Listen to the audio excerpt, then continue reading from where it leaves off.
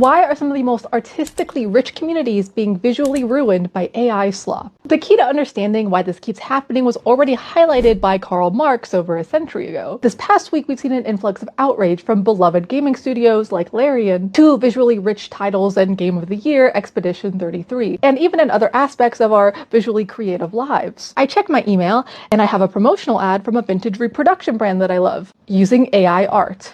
I check eBay for cheap vintage clothes. Sellers are now using AI models. Regardless of how you want to quantify it, I know there's been a lot of back and forth of, oh, this game only used it here, only used it for this. It doesn't matter how little they used it or not. The reality is the fan bases don't want it. And so just like every other area of our lives, AI is being forced on us. And it stings a little more when it's coming from things and passions we use to escape that increasingly forced AI reality, areas in which they should understand their fan base a little bit better. But again, it's not a mystery. Communists have already explained why this happens. It's kind of Marxism 101. Marx explains that under capitalism, those who control production are separated from the actual act of creation. Over time, they lose any real connection to the meaning or quality of what is being made. Executives, most of the time, are not artists. They do not create games. So when AI produces something lifeless but functional, it looks acceptable to them. This is alienation in action, where they literally cannot see what the community sees anymore.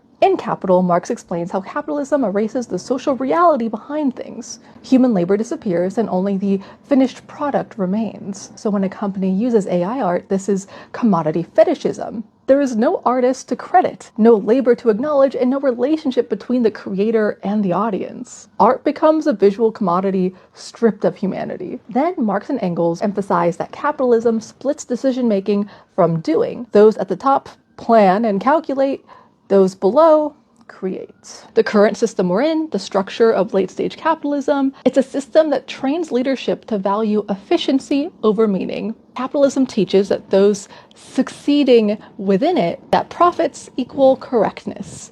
This creates a form of distorted consciousness at the managerial level. So if a company is financially successful, it stops listening. And I think we see this over and over again. Wealth becomes proof that every decision was justified, is justified, even when their own communities revolt. And this is why we have the right to be angry. These companies are telling us very clearly our love for art, games, and history can be mined for profit, while the people who create it are discarded. And Marx warned us exactly how capital behaves. So capitalism doesn't care unless it's forced to care. So if companies want our money, loyalty, and cultural investment, then they can respect human labor and human creativity. If not, there should be consequences.